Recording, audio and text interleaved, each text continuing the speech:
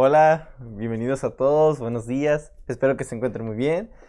Bienvenidos a Verso por Verso, en el programa donde estudiamos la palabra, capítulo por capítulo, verso por verso, y en donde estamos estudiando libro y libro que se nos presenta en la Biblia. Continuamos con nuestro estudio en el libro de Gálatas. Lo acabamos de empezar, hemos visto lo que es el verdadero evangelio y lo que no es el evangelio. En la clase pasada, Pastor Gabriel nos estaba enseñando acerca de lo que es el evangelio, que es la salvación por la fe y no por las obras, y también esta discordia o se puede decir, pleito que hubo entre Pedro y Pablo, esta reprensión que Pablo le hizo porque él empezó a comer junto con los judíos y hacía aparte los gentiles.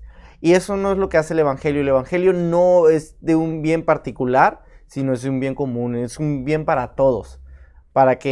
Incluso para el no creyente, tanto para el creyente. Pero, como vamos a abarcar un poco de temas el día de hoy, te invito a que me acompañes a orar y entramos ya en el estudio del día de hoy. Señor, gracias por esta mañana que nos has dado. Te pido que tu Espíritu Santo sea hablando a las personas que van a escuchar este mensaje, que las edifique y que sobre todo las guíe a Cristo. Dios, sé glorificado en nuestras vidas en este día y que nos ayudes a recordar la hermosura del evangelio, lo que tú has hecho por nosotros y no lo que nosotros hemos hecho. Gracias por la fe, gracias por el Espíritu Santo y gracias por tu misericordia y amor. En tu nombre nos ponemos, en el nombre de Jesús. Amén. Hemos visto en el libro de Gálatas que ha sido un libro intenso. Pablo se ha referido a estos congregantes, a estos creyentes de una manera directa y un poco tajante. Él les ha dicho de que nos sorprende cómo se han desviado, no pueden seguir estos malos ejemplos, deben de volver al evangelio, tan pronto han adoptado mentiras. Y ese mismo espíritu que Pablo está transmitiendo tanto en el capítulo 1 como en el capítulo 2 se sigue en el capítulo 3. Porque él dice así, versículo 1, «Oh Gálatas insensatos, ¿quién os fascinó para no obedecer a la verdad? A vosotros ante cuyos ojos Jesucristo fue ya presentado claramente entre vosotros como crucificado». Y Pablo continúa con su argumento acerca de que la salvación no se puede obtener por medio de las obras, o sea, la ley. A tal punto que lo lleva y dice en el versículo anterior que si la ley nos puede salvar, si la ley puede salvarnos, entonces en vano murió Cristo. No tenía que venir a morir. Y él dice, oh Gálatas insensatos.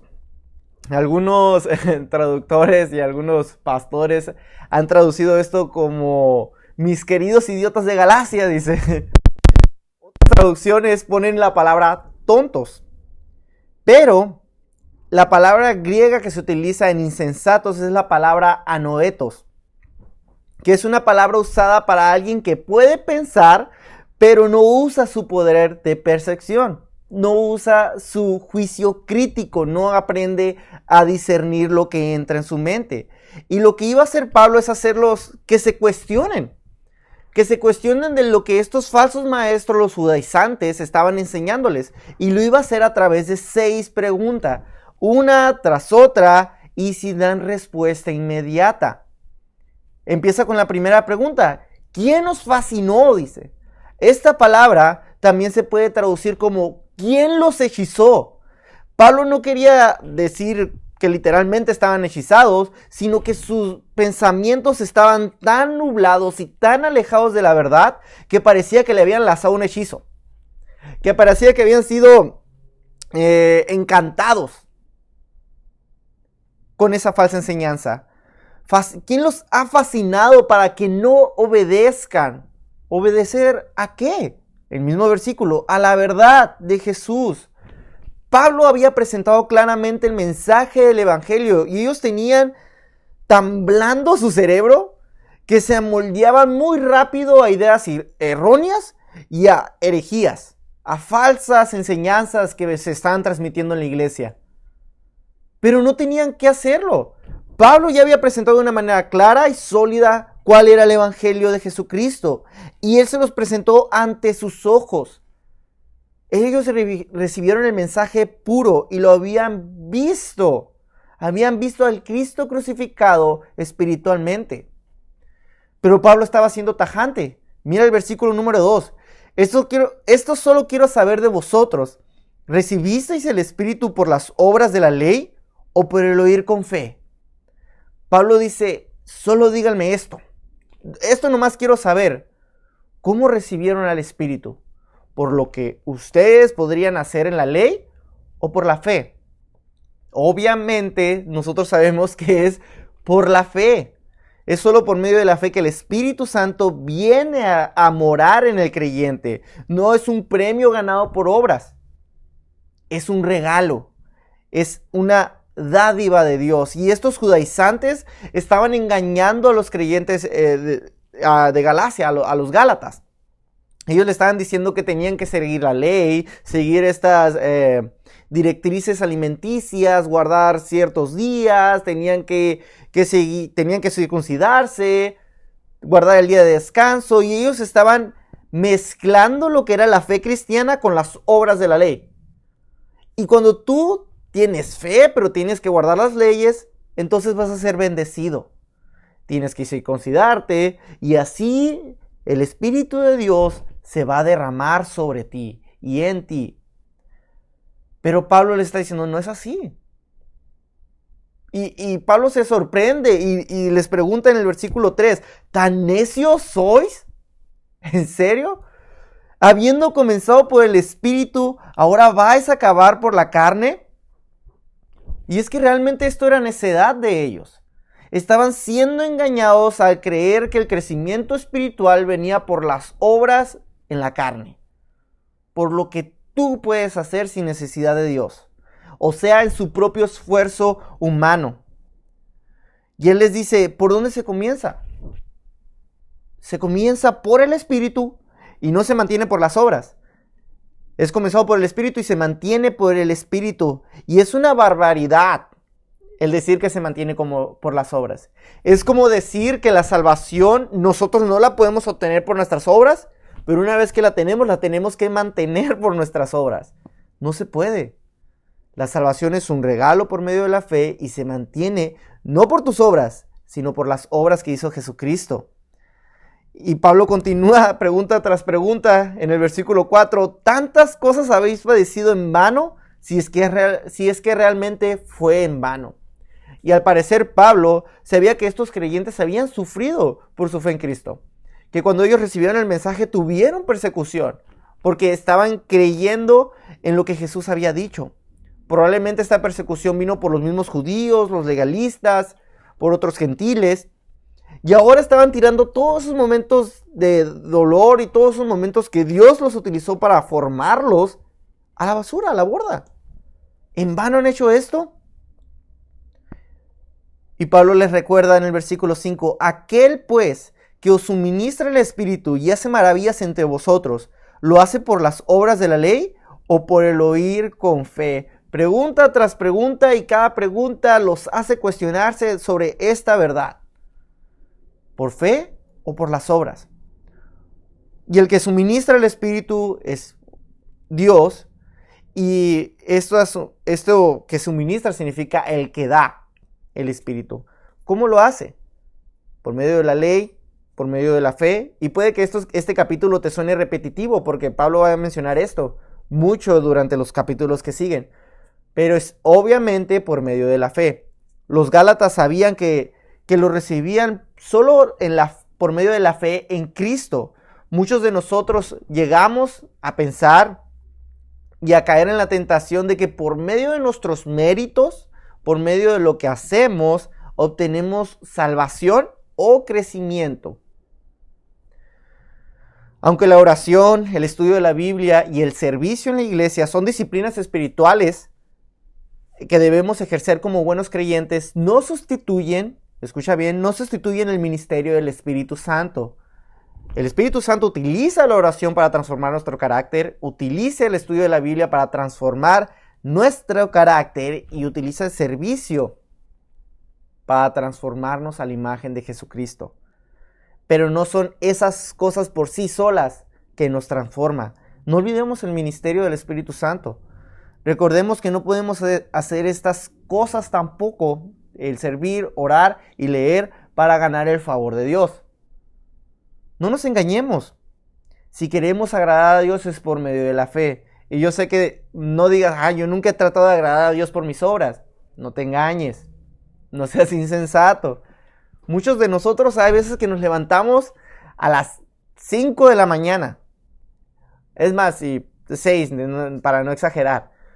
A las 6 de la mañana vas, lees tu Biblia, tienes una hora de lectura de la Biblia. Después de una hora de lectura de la Biblia, tienes otra media hora de oración. Y una vez que terminas eso, dices, Dios me tiene que bendecir el día de hoy. Te aseguro, ya pasé todo este tiempo devocional. Dios tiene que hacer algo favorable para mí el día de hoy. Son tus obras. Es tu orgullo decir, es mi mérito. Como yo hice esto, Dios tiene que hacer esto. Y se nos olvida. Y nos engañamos a nosotros mismos. Y lo que Pablo estaba haciendo con estas preguntas hacia los Gálatas era que vieran nuevamente a Cristo como fundamento de su fe. Porque esa actitud que tenían ellos, esa actitud que podemos tener nosotros, es de querer enfocarnos a nosotros mismos. ¿Qué podemos hacer nosotros? Cuando debemos fijar nuestra mirada en Cristo como nuestro fundamento de la fe.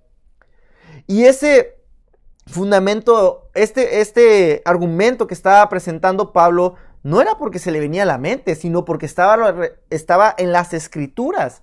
Y lo va a respaldar con el testimonio de las Escrituras. Mira el versículo 6. Así Abraham creyó a Dios y le fue contado por justicia. Lo que Pablo acaba de darles es un ejemplo mucho antes de la ley de Moisés. Mucho antes de que salieran estos mandamientos. Recordemos que los judaizantes de ese tiempo le estaban enseñando a los creyentes que para hacerse cristiano, primero tenías que hacerte judío. Esto a través de circuncidarte, a través de guardar las leyes. Pero lo que hace Pablo es citar a Génesis 15:6. Abraham solo creyó en Dios y le fue contado como justicia. Es todo lo que dice. No dice, Abraham hizo esto, aquello, y le fue contado como justicia. No dice, creyó.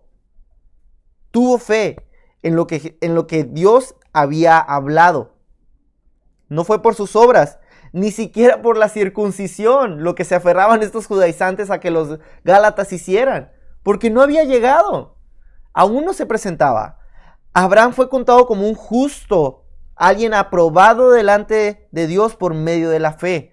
Y nosotros somos contados justos de la misma manera, por la fe. Es todo lo que necesitas. No es fe más tus obras, sino solo fe. Sabed, dice el versículo 7, por tanto, que los que son de fe, estos son hijos de Abraham.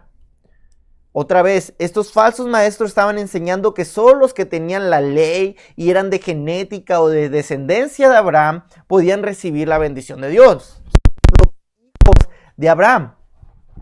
Pero Pablo les enseñó el error al demostrar que los verdaderos hijos de Abraham son los que tienen fe. Porque Abraham la tuvo en Dios. Y ese vínculo es el más fuerte que puede haber. No el de la ley, sino el de la creencia, el de la confianza en Dios.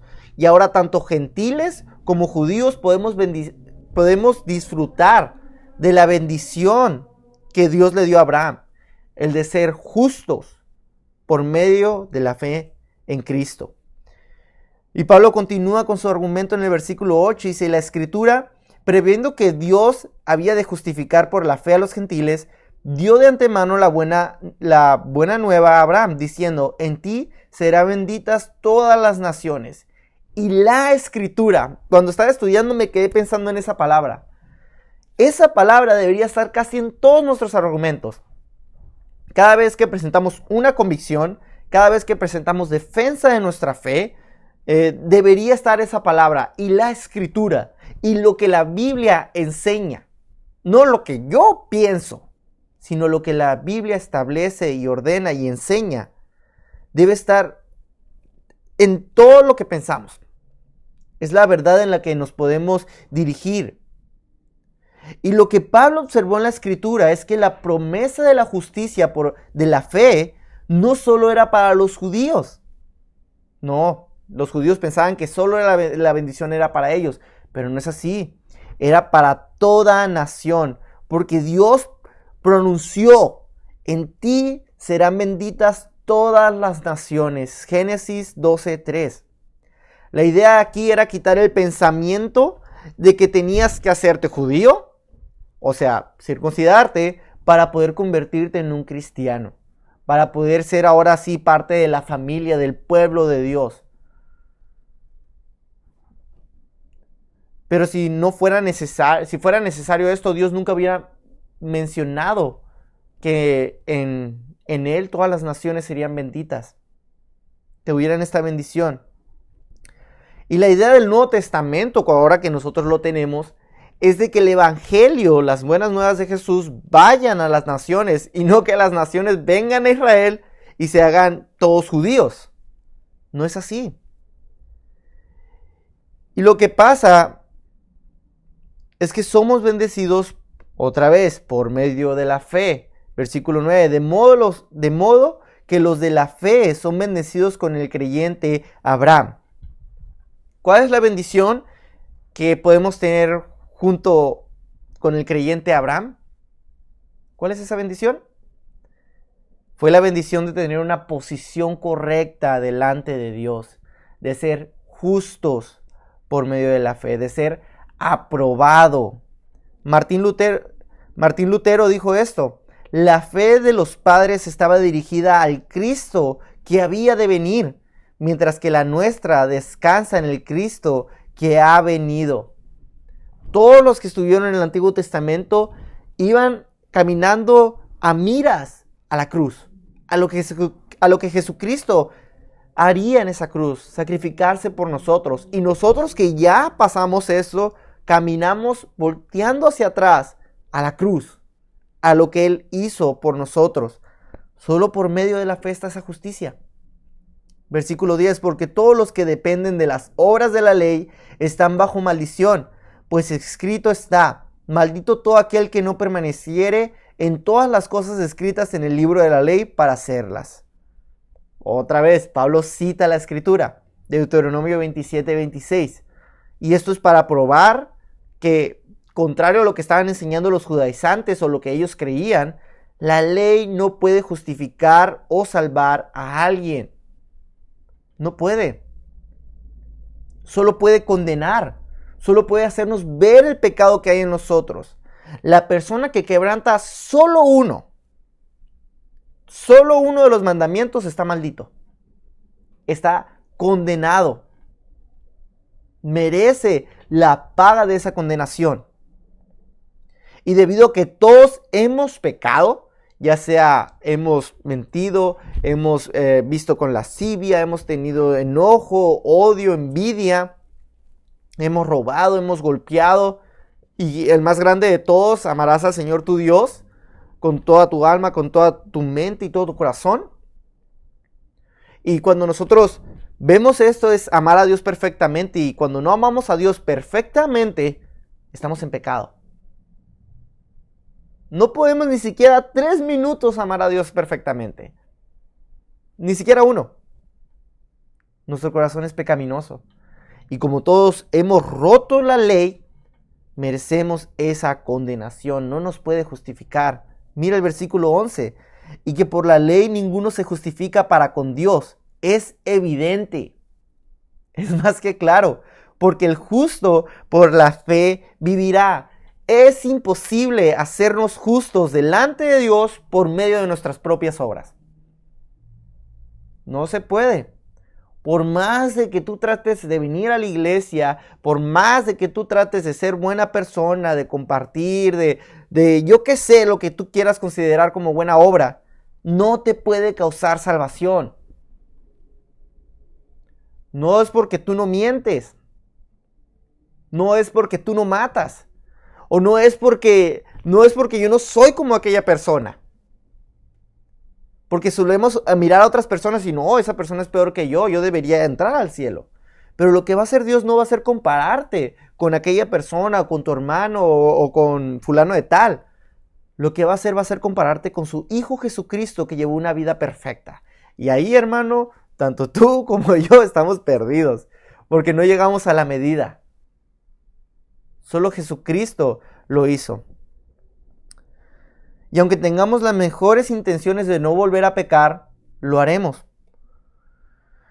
Una vez con la conclusión de que la ley solo condena y no puede justificar, Pablo pronuncia las palabras del profeta Habacuc: el justo por la fe vivirá.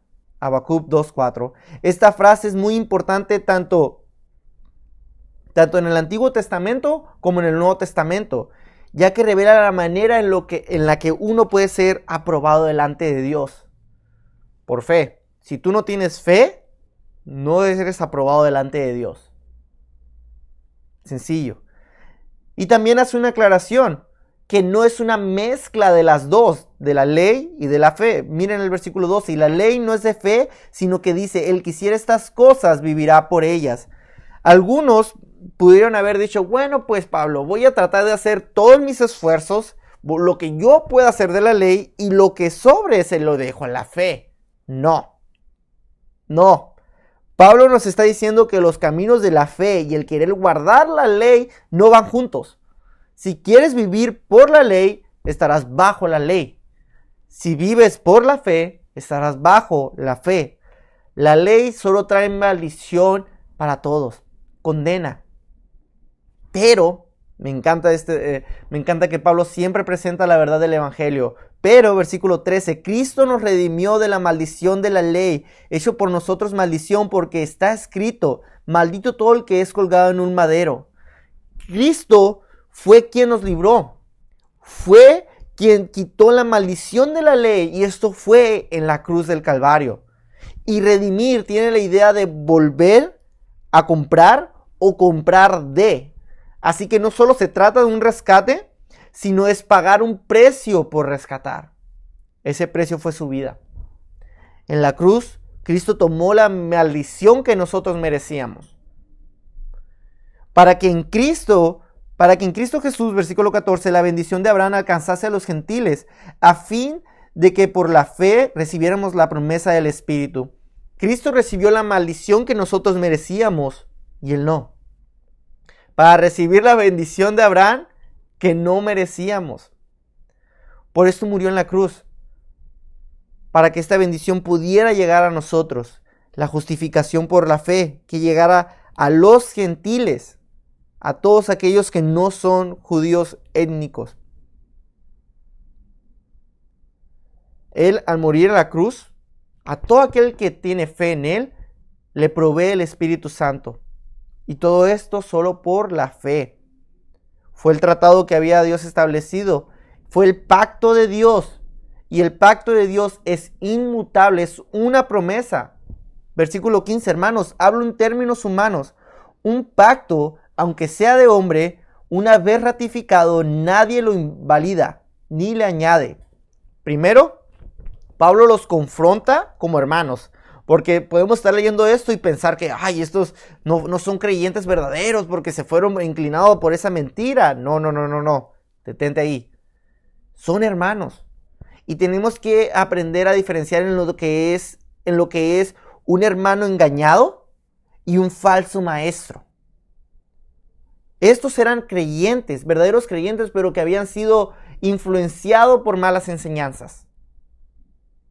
Y se inclinaban a ellas. Y aunque Pablo les está hablando fuerte, él lo hace para que se restauren. Y les recuerda esto, que un pacto entre hombres, incluso entre hombres, es respetado. Una vez que se establece, no se le añade ni se invalida, ya quedó. Así quedó el trato, así nos vamos a dirigir. Así es como nos vamos a tratar.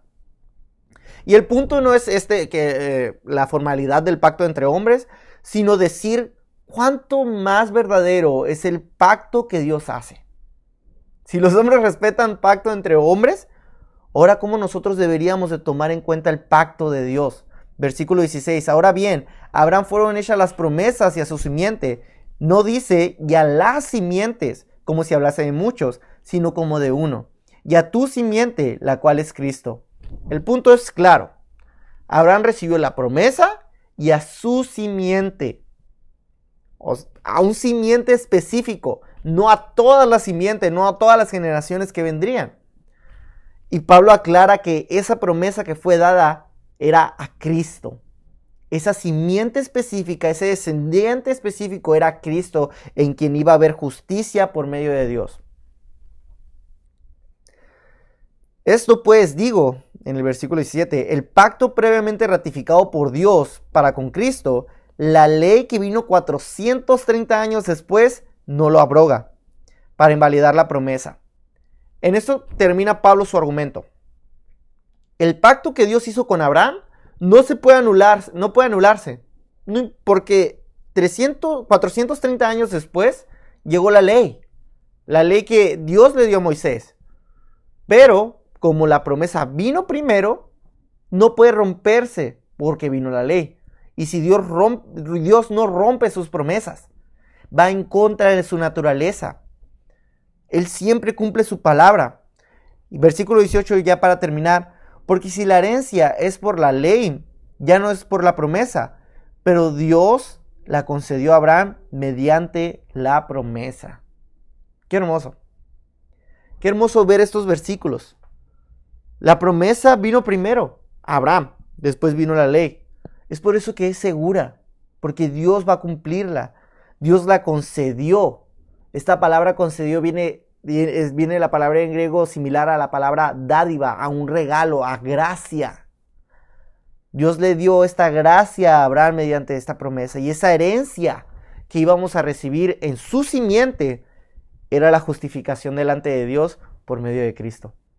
Por medio de la salvación que Jesús ofrece. Y a través de poner nuestra fe en Cristo, tenemos una posición correcta delante de Dios. No por nuestras obras, sino por lo que Jesús hizo. Por sus méritos, no los míos. Por su vida, no la mía. Porque Él es bueno. No porque yo soy bueno. En conclusión, la obra del Espíritu Santo es por medio de la fe. No caigas en el error de querer hacer todo por tus obras. Que el pensar que el agradar a Dios viene de tus obras. Obviamente debemos de vivir en arrepentimiento, pero ese arrepentimiento no es por querer ganar el favor de Dios, sino es por la convicción que Él nos da. Y yo siempre digo esto: obedecemos porque hemos sido bendecidos. No obedecemos para ser bendecidos. Dios ya nos bendijo. Dios ya nos dio un regalo en la cruz. Y mira, si Jesucristo, si Dios no hiciera por ti, no hiciera nada más por ti en estos días, si no te diera bendiciones, si no siguiera dándote el Espíritu Santo, Él aún así ya lo dio todo en la cruz. Si de ese día en adelante tú no recibieras nada, aún así Él ya lo dio todo. Pero Él nos da mucho más.